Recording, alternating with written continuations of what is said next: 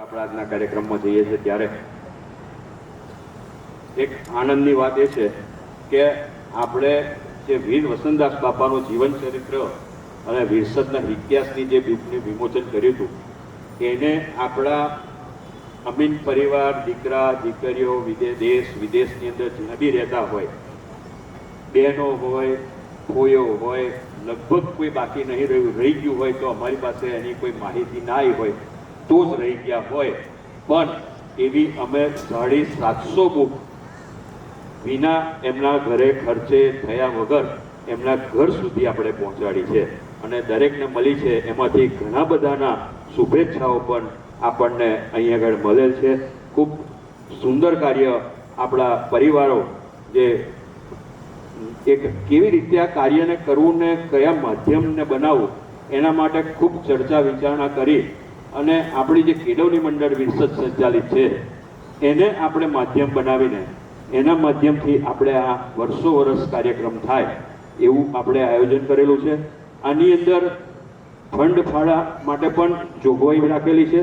આ ઉત્સવને જ્યારે કરીએ ત્યારે આની અંદરથી ઉત્સવ સમય થાય ફક્ત આપણા વીર વસંતદાસ બાપાના પ્રતિમા અનાવરણ પૂરતા, એટલે એને લઈને ક્યાંક આપણી ચોપડીઓ પૂરી થઈ જાય ને એને ફરી આપણે છપાવવાની થાય કે એવા બધાને ખર્ચાને ધ્યાનમાં રાખી આપણે ભંડોળ પણ એકત્રિત કરી રહ્યા છે સાથે.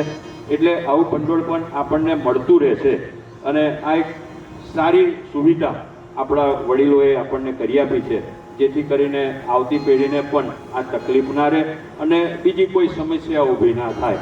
એને લઈને આપણે આ કાર્યક્રમો કર્યા છે. ત્યારે છેલ્લું